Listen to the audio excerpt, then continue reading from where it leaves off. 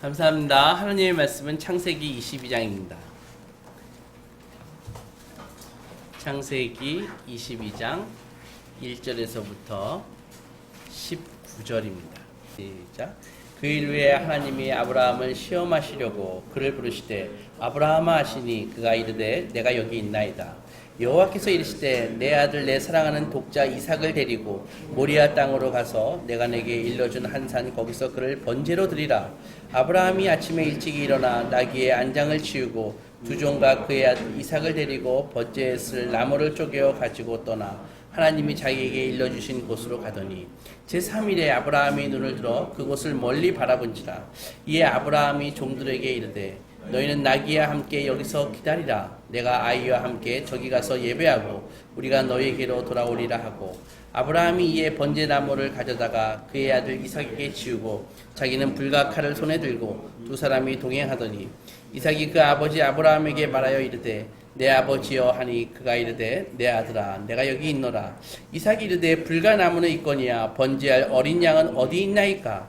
아브라함이 이르되 내 아들아 번제할 어린 양은 하나님이 자기를 위하여 친히 준비하시리라 하고 두 사람이 함께 나아가서 하나님이 그에게 일러주신 곳에 이른지라. 이에 아브라함이 그곳에 제단을 쌓고 나무를 버려놓고 그의 아들 이삭을 결박하여 제단 나무 위에 놓고 손을 내밀어 칼을 잡고 그 아들을 잡으려 하니 여호와의 사자가 하늘에서부터 그를 불러 이르시되 아브라함아 아브라함아 하시는지라. 아브라함이 이르되 내가 여기 있나이다 하며 사자가 이르시되 그 아이에게 내 손을 대지 말라. 그에게 아무 일도 하지 말라. 내가 내 아들 독자까지 내게 아끼지 아니하였으니 내가 이제야 내가 하나님을 경외하는 줄 아노라. 아브라함이 눈을 들어 살펴본즉 한 수양이 뒤에 있는데 뿔이 수풀에 걸려 있는지라. 아브라함이 가서 그 수양을 가져다가 아들을 대신하여 번제로 드렸더라. 아브라함이 그 땅 이름을 여호와 이레라 하였으므로 오늘날까지 사람들에게 이르기를 여호와의 산에서 준비되리라 하더라. 여호와의 사자가 하늘에서부터 두 번째 아브라함을 불러 이르시되 여호와께서 이르시기를 내가 나를 가리켜 맹세하노니 내가 이같이 행하여 내 아들 내 독자도 아끼지 아니하였은즉 내가 내게 큰 복을 주고 내 씨가 크게 번성하여 하늘의 별과 같고 바닷가의 모래와 같게 하리니 내 씨가 그 대적의 성문을 차지하리라. 또 내 씨로 말미암아 천하 만민이 복을 받으리니 이는 내가 나의 말을 준행하였음이니라 하셨다 하리라. 이에 아브라함이 그의 종들에게로 돌아가서 함께 떠나 부엘세바에 이르러 거기 거주하였더라. 아멘. 엊그저께 금요일날 제가 아침에 꿈을 꾸었는데 제가 다시 몇십 년 전으로 돌아가서 고등학교 3학년이 되었습니다.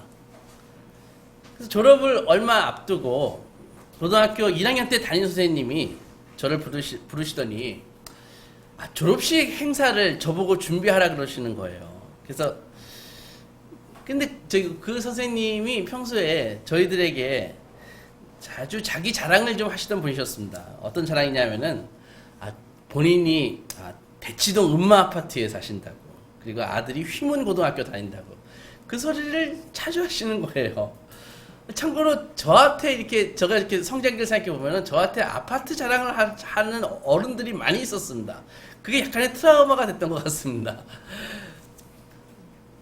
근데 당시 저는 공부를 그렇게 잘하는 편도 아니고 또 우리 집이 뭐 학교에 이렇게 뭐 기부금을 좀 많이 내는 그런 형편도 아니고, 근데 선생님께서 저에게 졸업 준비를 하라고 하시니까 얼마나 영광입니까? 기뻤죠. 꿈이지만.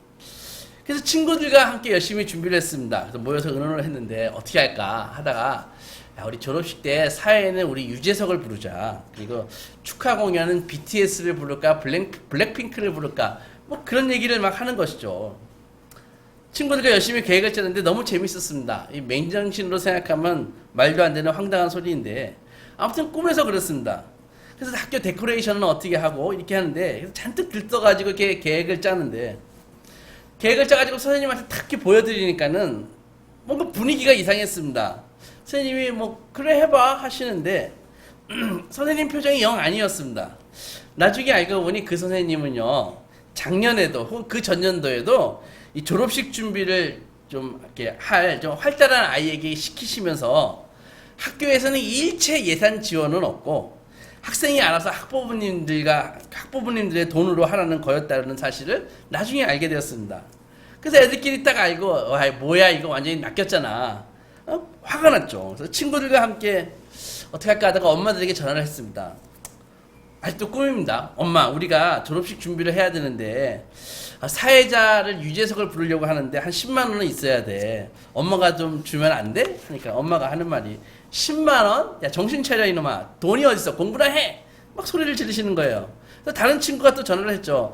엄마, 블랙핑크를 부르려면 한 20만 원은 있어야 되는데 엄마가 좀 주면 안 돼? 엄마가 블랙핑크를 불러? 노래하는데 왜 이렇게 돈이 많이 들어? 말도 안 통하고 아무도 돈을 한 푼도 내려고 하지 않았습니다. 그래서 아이들과 함께 야, 우리 그러면은 우리 싸게 가자. 저예산으로 가자. 그래가지고 친구들을 모아서 고물상에 갔습니다. 그래서 드럼통 몇 개를 고철값을 주고 사고 산에 가서 나무 조각을 구했습니다.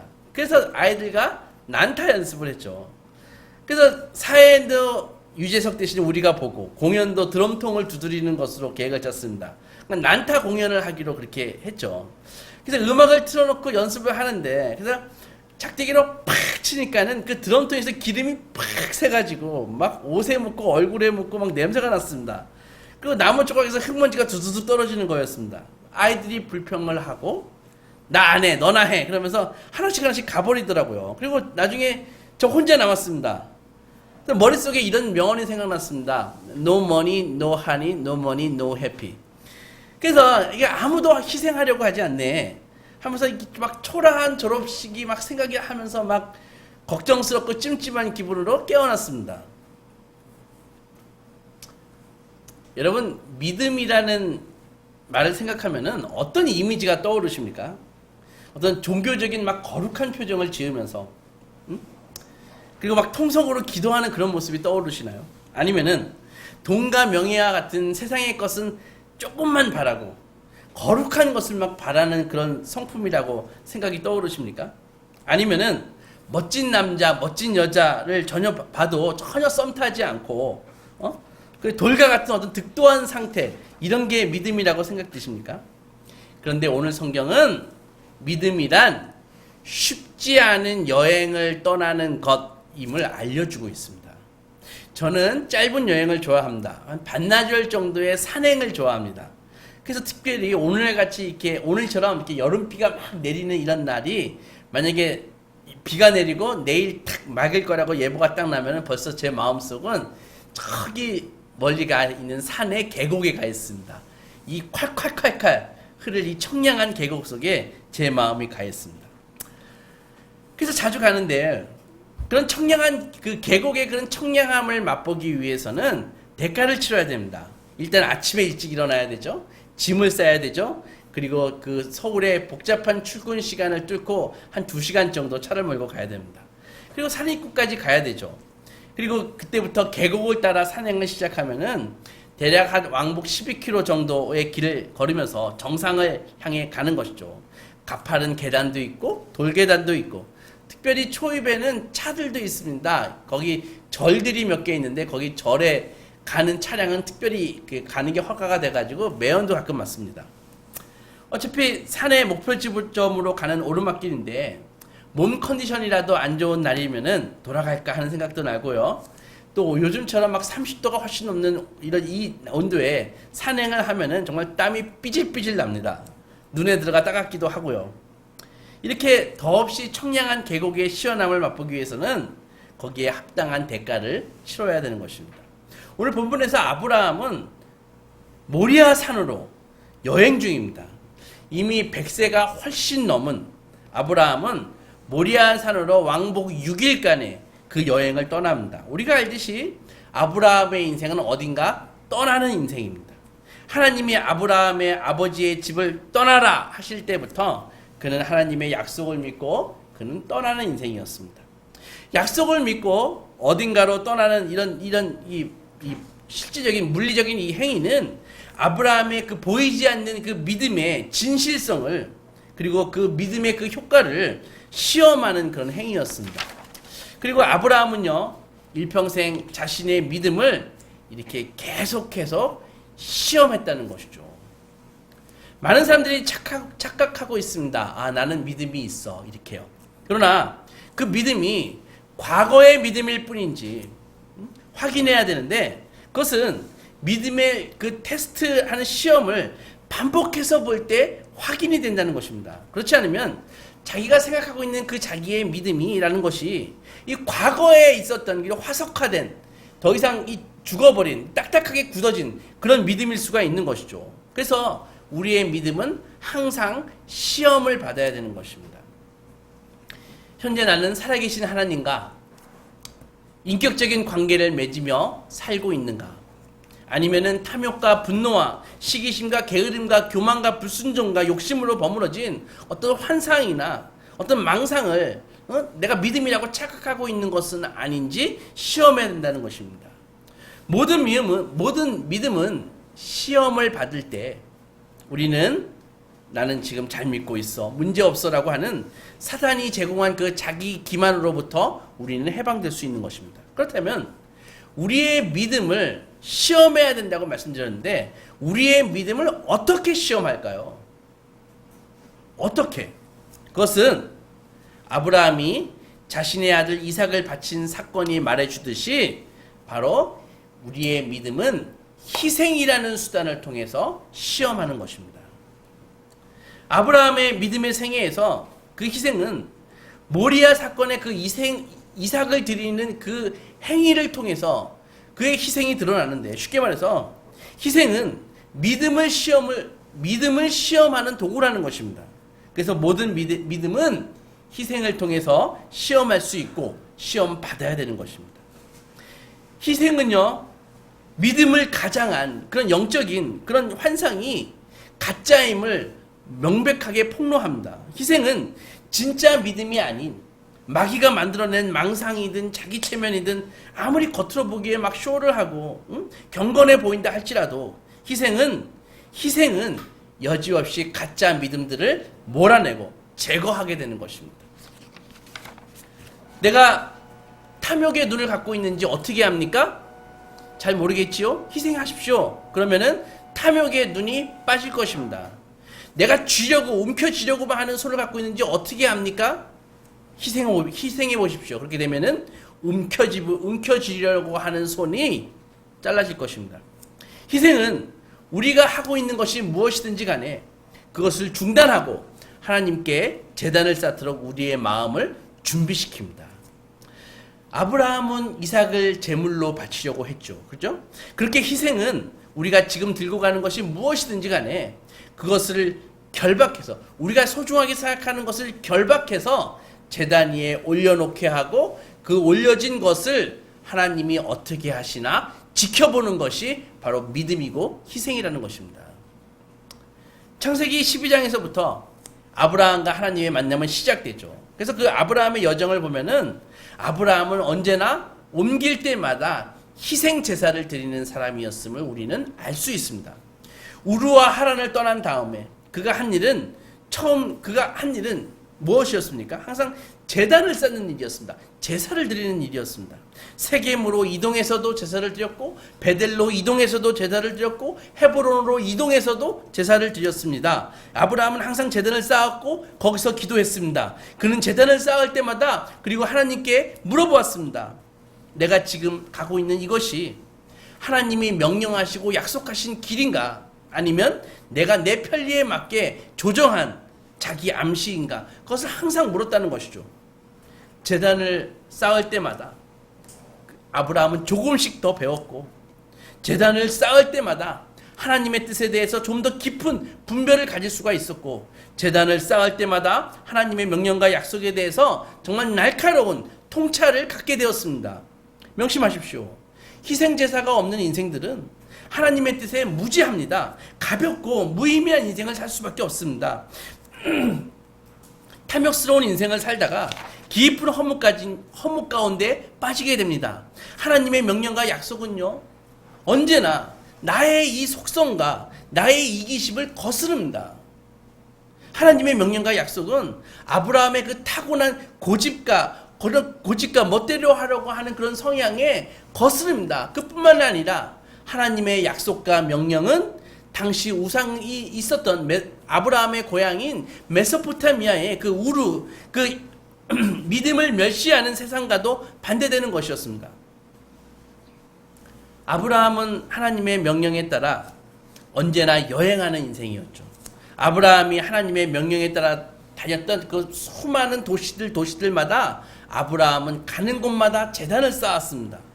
그리고 그 제단을 쌓은 것을 우리가 보면 알 수 있는 것은 아브라함의 희생이 계속해서 반복되었음을 알 수 있는 것입니다. 이렇게 그는 희생 제사를 드리는 사람이었습니다. 희생 제사를 드릴 때마다 그는 신앙에서 그 망상이라는 그 축정이는 없어지고 점점 더 언약이라는 알곡만 남게 된 것이죠. 자연스럽게 하나님의 말씀이 있을 때마다 버리고 떠나고 희생제사를 드리고 버리고 떠나고 희생제사를 드리고 그런 일이 반복될 때마다 아브라함은 자연스럽게 포기하는 삶을 배우게 되는 것입니다. 생각해 보십시오. 아브라함은 자신의 고향, 자신의 조상들의 고향인 갈대아 우르를 떠나고 하란을 떠나고 세겜과 베델을 떠나고 이집트를 떠나고 그란을 떠나고 부엘세라를 떠나고 매번 이렇게 떠날 때마다 아브라함의 그 자아는 점점 더 가벼워진다는 것이죠.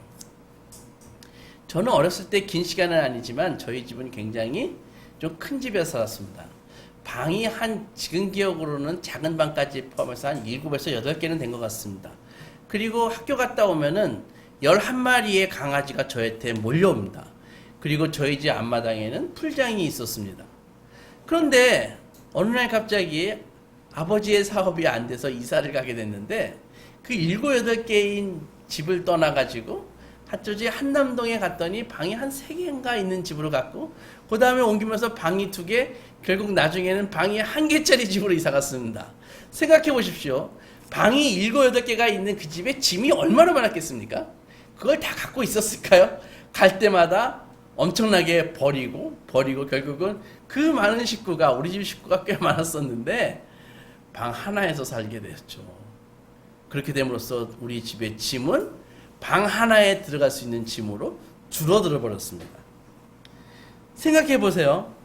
아브라함은요, 이동할 때마다 자기가 갖고 갈 재산이 점점 줄어들고 소유라는 게 필연적으로 유발할 수밖에 없는 그 탐욕이 점점 줄어들게 되는 것입니다. 그 독소가 자기에게서 점점 빠져나가는 것을 느꼈을 것입니다. 그리고 이제는 무엇을 획득하고 무엇을 쌓으려고 무엇을 쥐려고 하는 인생에서 분명히 이제는 받아들이고 수용하는 인생으로 변화가 된 것이죠.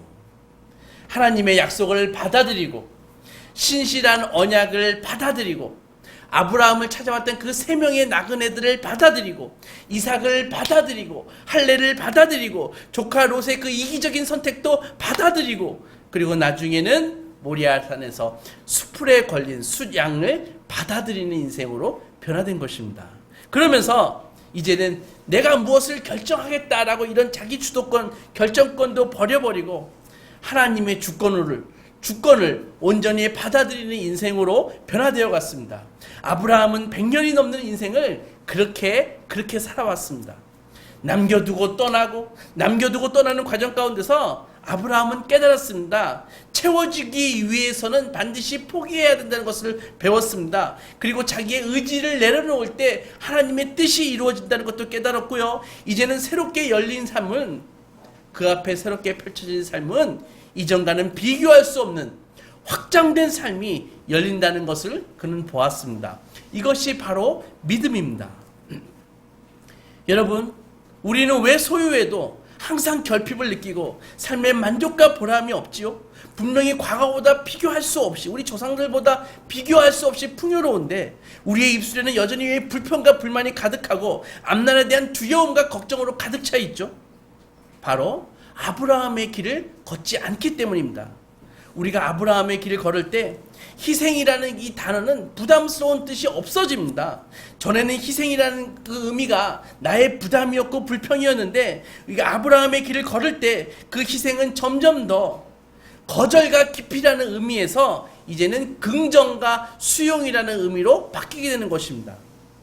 아브라함은 한 장소를 떠날 때마다 그의 길은 더 넓어지고 그 앞에 펼쳐진 풍경은 더 넓어졌습니다.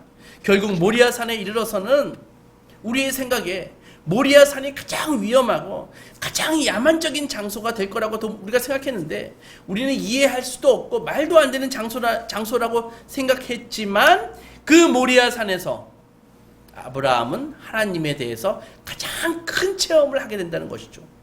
하나님의 약속을 붙들고 수많은 버림과 떠남이라는 믿음의 길을 갔을 때 아브라함은 모리아 산에서 하나님의 구원을 받아들일 만큼 그는 충분히 비워진 자기 자신을 발견할 수 있었습니다.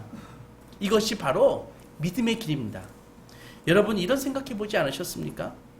예수님이 우리를 구원하셨으면 바로 천국에 데려가시면 되지. 왜 이 땅에 계속 살게 하시나? 먹고 살기도 힘들고 몸도 아프고 코로나도 있는데. 그런데 우리가 이 땅을 살아가는 많은 의미 가운데 중요한 것 하나가 하나님의 나라에 적합한 사람은 적합하게 성숙한 사람으로 만드시기 위함이 아닐까 생각이 듭니다. 지금 나의 모습이 천국과 어울리지 않는다면 우리가 과연 하나님의 나라 백성이라고 얘기할 수 있겠습니까? 영원한 가치에는 관심이 없고 적당히 신앙생활하는 척하면서 이 땅에서 어떻게 하면 많이 쌓아두고 남부럽지 않게 성공하고 아파트 평수 늘리고 잘 먹고 잘 사는 데만 관심이 있다면 그 사람이 과연 천국에 가면은 얼마나 어색할까요? 낯설고 생소하지 않을까요? 천국에 가면은 많은 사람들이 있는데 자기가 관심 갖고 있는 것에는 전혀 관심이 없는 사람들이 거기에 다 있다면은 어떻게 천국이 나의 집이 될 수가 있겠습니까? 조금만 몇 마디 대화해 보다가 여기 내가 잘못 온 거 아니야? 이렇게 생각하지 않을까요? 말씀드렸듯이 우리의 삶을 풍요롭게 하고 성숙하게 만드는 유일한 방법은 바로 희생의 삶입니다. 이곳에 재단을 쌓고 저곳에 재단을 쌓으면서 우리가 드린 희생의 삶은 우리 인생의 모든 영역에 스며들게 되는 것입니다. 그리고 그 희생의 삶은 우리에게 스며들었던 희생의 삶은 다시 확장되기 시작하는 것이죠. 희생의 삶이 부모의 역할로 확장되고요. 나의 가정으로 확장되고요. 우리 결혼으로 확장되고 우리의 직업으로 확장되고요. 나의 이웃으로 확장되고 나그네를 영접하는 일로 확장되는 것입니다. 그것이 바로 천국의 삶이 확장되는 것입니다. 아브라함은 평생을 이렇게 하나님의 명령에 순종하면서 희생제사를 드리며 여행하면서 길 위의 삶을 살았습니다. 그리고 그것이 우리에게 믿음의 모범이 되었습니다. 아브라함은 그렇게 다니면서 날마다 자아를 내려놓고 자기의 권리를 내려놓고 조금씩 하나님의 주권 속으로 들어가면서 하나님의 뜻이 이루어지는 믿음의 역사가 나타나는 것을 보았습니다. 희생과 믿음의 관계는 먹는 것과 식사와 영양분과 같습니다. 그래서 희생의 행위를 하면 할수록 희생의 행위는 우리 안에 들어가는 것이죠. 그래서 양분이 되어서 우리를 건강하게 변화시키는 것입니다. 그래서 우리는 우리를 위해서 희생하시는 예수님을 닮게 되고 살아계신 하나님께 반응하면서 순종하면서 사는 천국 백성으로 바뀌게 되는 것입니다. 이렇게 희생은 천국 백성의 아이덴티티인 것입니다. 스스로 천국 갈 거라고 우기지 말고 스스로 나에게 천국 백성의 아이덴티티가 있는지 묻고 대답하십시오. 아브라함이 믿음의 조상이라고 할 때 그런 믿음은 어떤 설명하는 것이 아닙니다. 어떤 개념이 아닙니다. 아브라함의 믿음은 바로 희생행위를 통해서 보여지는 것입니다. 오직 희생행위를 통해서만 우리의 믿음이 무엇인지 이해할 수 있는 것입니다. 희생은 무슨 거룩한 표정을 짓고 좋은 말을 하는 것이 아닙니다. 또한 희생은 부담스러운 그런 단어도 아닙니다. 희생은 즐겁지 않고 만족스럽지 않고 내 걸 좀 빼앗기는 거야 이런 것이 아닙니다. 오히려 더 많이 채워지는 것입니다. 하지만 채워진다고 해서요 우리가 기대하는 방법으로 채워지는 것은 아닙니다. 생각해 보십시오. 아브라함이 모리아산에서 희생제사를 드렸습니다. 그런데 아브라함이 정말 꿈에도 거기에 하나님이 예비해 놓으신 숫양이 있을 거라고 생각했겠습니까? 그런 것이죠. 우리가 이해할 수 없고 예상할 수 없는 전혀 다른 방법으로 하나님의 선하고 그 풍성하신 뜻 가운데 우리의 희생에 대해서 하나님이 채워주시는 것입니다. 요즘에 희생이라는 단어는 사실 많이 타락했습니다. 희생은 결코 가벼운 부담 없이 던지는 그런 게 아닙니다. 아브라함이 그렇듯이 긴 세월 동안 하나님과 동행하면서 그의 희생은 깊어지고 또 깊어졌습니다. 모리아산의 이 이삭 결박 사건은요, 희생을 명심하십시오. 이 모리아산의 이 이삭을 드리는 이 이삭 결박 사건은 희생을 가볍게 여기고 신앙을 싸구려로 알고 있는 오늘날 우리의 태도에 대한 준엄한 꾸지람입니다. 여기서 주목해 보십시오. 아브라함이 희생을 제대로 치르기 위해서 준비가 필요하고 돕는 이들이 있었다는 것입니다. 아브라함은 참된 희생을 드리기 위해서 길 위에서 하나님과 긴 시간을 먼저 동행했습니다. 가는 곳마다 제단을 쌓으면서 그는 예배를 통해서 하나님을 어떻게 만나는지 자연스럽게 배우게 되었습니다. 예배 때마다 하나님의 임재가 있었고 부어주시는 은혜가 무엇인지 아브라함은 깨달았습니다. 그리고 그 예배의 풍성함이 무엇인지 그의 몸이 자연스럽게 알게 되었다는 것이죠. 그리고 그 모든 희생 후에도 여전히 아브라함은 희생을 드리기 위해서 모리아산으로 가는 오늘 본문의 이때에도 도움이 필요했습니다. 3일간의 여행이 필요했고요. 제사 도구와 땔감들을 맬 도우미들이 필요했고 그것들을 운반할 짐승들이 필요했습니다. 나무를 쪼개야 했고 불을 갖고 가야 했습니다. 그리고 가장 중요하고 아브라함이 가장 소중하다고 생각하는 제물인 그의 아들 이삭이 필요했습니다. 이렇게 작지만 중요한 하나하나의 요소를 쌓아가는 것이 바로 희생제사를 드리는 능력이자 준비된 마음입니다. 물론 하나님도 아브라함의 이 제사를 위해서 준비하셨습니다. 바로 여호와 이레의 축복인 이삭 대신 바쳐질 숫양을 준비하셨죠. 이렇게 준비된 마음으로 드린 아브라함의 제사를 하나님께서는 기뻐 받으신 것입니다. 12절 보면은 네가 내 아들 내 독자까지도 내게 아끼지 아니하였으니 내가 이제야 내가 하나님을 경외하는 줄을 아노라. 16절 내가 나를 가리켜 맹세하노니 내가 이같이 행하여 내 아들 내 독자도 아끼지 아니하였은즉. 17절 내가 내게 큰 복을 주고 내 씨가 크게 번성하며 하늘의 별과 바닷가와의 모래와 같게 되리니 내 씨가 그 대적의 성문을 차지하리라. 18절 또 내 씨로 말미암아 천하 만민이 복을 받으리니 이는 내가 나의 말을 준행하였음이니라. 이렇게 하나님은요 아브라함의 희생을 기뻐하셨고 복을 주셨으며 아브라함의 삶은 놀랍게 확장되었습니다. 하나님이 기뻐하시는 이 희생제사는 모리아산에서 그치지 않았습니다. 몇천 년이 지난 후에 인간의 힘으로 절대로 해결할 수 없는 인류의 이 치명적인 이 문제를 해결하시기 위해서 새로운 희생제사를 드리기 위해서 산을 오르시는 한 분이 계셨습니다. 그분이 제사장입니다. 그런데 아브라함의 모리아산의 제사와는 달리 그 제사장이 드리는 제사는 누구의 도움도 없었습니다. 이삭과 같은 제물도 없었고 땔감을 대신 지고 갈 그런 짐승도 없었습니다. 제사장은 양이나 소가 아닌 자신의 희생 제물로 그 제사장은요 어떤 양이나 소가 아닌 자기 자신을 희생 제물로 제사를 드리기 위해서 갈보리 산에 땔감이 아니라 자신이 올려질 제단이 될 십자가를 지고 올라가고 계셨습니다. 그의 사명이 너무나 특별해서 어떤 짐승의 희생 제물로도 그 제사를 성공시킬 수가 없었습니다. 어떤 희생도 그 제사에 사용될 수도 없었고 그분이 아닌 어떤 제사장도 그 제사를 집례할 수가 없었습니다. 오직 죄 없으신 유일한 제사장이신 예수 그리스도만이 자신의 몸을 희생함으로써 드릴 수 있는 제사였습니다. 온 인류의 죄를 씻는 제사였기 때문입니다.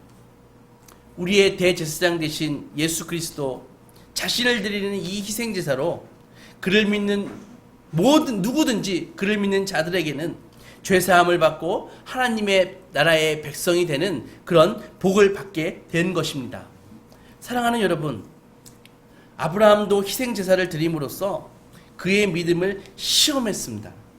그의 믿음이 죽은 믿음이 아니라 살아있는 믿음임을 시험을 통해서 보여주었습니다. 우리는 예수 그리스도의 이 희생제사를 통해서 우리의 죄가 사함을 받고 하나님께 용납될 수 있고 천국 백성이 되었습니다. 우리는 여러분 지금 어떤 제사를 드리고 계십니까? 우리는 아브라함과 같이 희생제사를 드리며 하나님과 믿음의 여행을 지금 하고 계십니까? 확신할 수 없다면 나의 믿음이 지금 희생을 통해서 시험받고 있는지를 점검하십시오. 여러분, 우리 주 예수 그리스도를 본받아 아브라함과 같이 날마다 희생제사를 드리는 삶을 삶으로써 정글 같은 믿음으로 천국길을 가는 하나님의 복된 백성이 되시기 주님의 이름으로 축원합니다.